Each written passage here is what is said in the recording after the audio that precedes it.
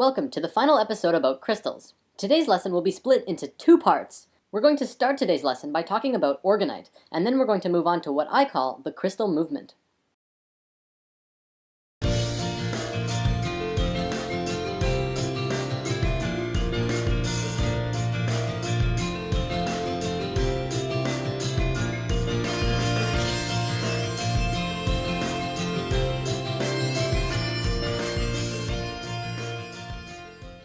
To discuss orgonite, first we must discuss the basics of orgone energy. Simply put, orgone is energy. In fact, it's another name for the multi-named etheric energy that is everywhere and embodies all things. Reiki energy, prana, biomagnetic energy, chi, soft electrons, and life force energy are all names for the same thing. An orgone matrix or orgonite crystal device is a device that provides assistance with working with these etheric energies. Orgonite both releases orgone energy when stimulated by other forms of energy and has the capacity to change orgone energy from one state to another. It is especially suited for dissolving negative energy in an area and converting it to balanced, healthy energy. This makes it especially useful in a wide range of applications, from alternative health, radionics, and other traditional metaphysics. Where did orgonite come from? Well, in the 1930s and 40s, Dr. Wilhelm Reich was able to detect and measure the existence of etheric energy, which he called orgone, using a modified Geiger counter. He determined that by stacking alternating layers of fiberglass, which is an organic substance, and steel wool, an inorganic substance, you could attract and collect orgone energy of both positive and negative polarities. He called the positive energy POR and the negative energy DOR, which stands for positive orgone and deadly orgone. He began constructing a device that was able to successfully heal his patients of various ailments, including various forms of cancer, by having them sit inside the box for periods of time. In 1986, scientists at the University of Marburg in Germany published the results of a blind study, which showed that 30-minute Orgone accumulator treatments caused a consistent psychological effect. They published that their investigations displayed evidence for the assumption that the properties of Orgone accumulators and its effect on humans factually exists. Reich's work continued into the 60s by a really open-minded Russian scientist named Dr. Nikolai Kozyrev, among others, who also scientifically proved that such unseen energies do exist all around us. This work led to the Soviet military using torsion field sciences in their military defense applications, which shows that amazing discoveries that can change the world can both be used for the light as well as the dark. In continuing this work, modern science has taken it to whole new levels in trying to figure out the nature of dark matter, zero-point energy, and the vacuum flux, and these are all discussions for another time. In 2000, Orgone accumulators came into being when Don and Carol Croft discovered through much research that mixing organic fiberglass resin and metal chips poured into small molds like paper cups and muffin pans would produce a substance which would attract etheric energy. Then, by putting crystals into the mix, you get something even more amazing. Carol Croft, who was incredibly gifted in sensing etheric energies, found that adding a quartz crystal to the orgonite would cause the orgonite to not just attract all kinds of energy, but rebalance and transmute all of the negative energy into positive. As we learned in Crystals 1, this is because the molecular structure of quartz is incredibly stable and harmonically aligned with the geometry of the universe. Organic substances attract and hold a scalar charge, while metallic substances tend to repel it. Basically, orgonite pulls in bioenergy, and while energy is inside the device, metal particles and organic resin both push and pull on it in all directions at the same time. This puts friction on the energy, where the crystal will begin to create order from chaos by aligning the structure of the energy into a more positively aligned pattern. Crystals and gems all have their uses that we've looked at, and orgonite does too. Orgonite is good for putting in an area that is needing a transmutation of a lot of negative energy into positive energy, and depending on what that situation is, you may need lots or very little. There's actually one final thing I'd like to bring up about orgonite, which is actually called tower busting. It has been widely experienced that the widespread use of cell phone towers create a thick blanket of DOR or negative orgone energy around the areas between them. This saturates our homes and communities with negative energies that promote drought, negativity, fear, and so on. I'm not saying that the towers are causing the negativity of the world, but perhaps just stimulating or intensifying it. However, it has been experienced that this can be remedied by placing or burying orgonite at the base of a cell phone tower.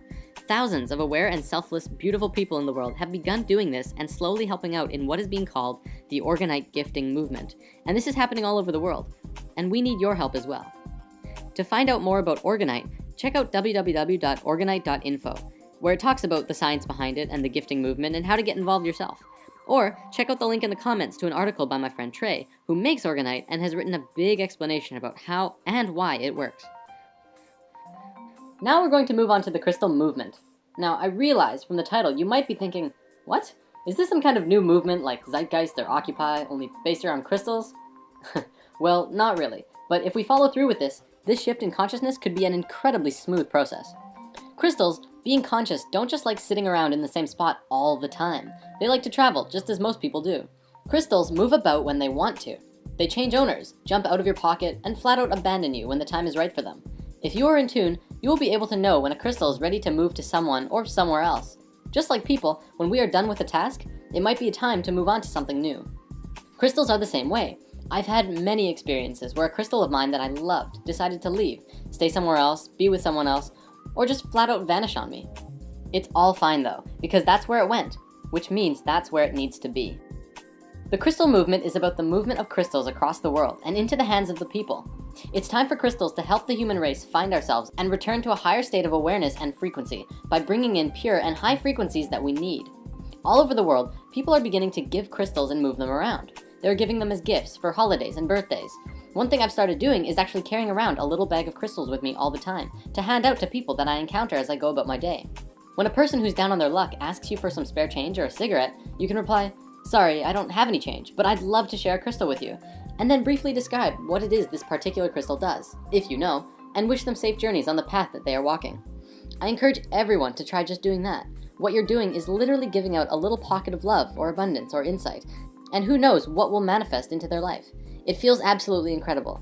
It's so good to share crystal magic with people and to see their eyes light up when they're holding their brand new rose quartz or kyanite or whatever. Ultimately, it's just spreading goodness. If you're shy and don't necessarily want to hand them out to strangers, you could also just leave them wherever you go. Jim Carrey said that he used to go around and write, "Have a great day" on $20 bills and leave them around the city for others. You can do that with crystals. Can you imagine the feeling of stopping to tie your shoe and finding a beautiful piece of rose quartz just saying, "Take me"? Now imagine being able to give that to others. Compassion, love, and gratefulness are such powerful and incredible emotions and frequencies, and love will be the force that brings us together. Now, we have mainly been focusing on what smaller crystals can do. Pocket stones are wonderful on an individual basis, but now let's come up with some ideas that we could do with larger crystals. Large crystals are very powerful. You can do a lot with large crystals, and you can help a lot of people if you put them in the right places. For example, putting large geodes for healing and love in hospitals could help many, many people recover incredibly quickly. Crystals around your home can influence or aid in your family life. Putting crystals in the classroom could help students both learn and grow more as individuals and communities. We could install large crystals of abundance and love into homeless shelters, and who knows what could happen. Even smaller businesses can benefit with some crystals around the office or work environment. I feel it's very important that we start investing in crystals and fast, not because of the economic reasons, but because of what it will do for us and what beauty and love it could bring into our lives. So how do we do this? This is probably something that needs some organization, and we need to follow through. On the Spirit Science website, we've been partnering and working with many people who work with crystals. Our friend Kiko makes chakra necklaces, which you can get through the site. We're also working with my friend Trey, who makes Orgonite to help get as many of these Orgonite devices out to the world as possible. How about bigger crystals?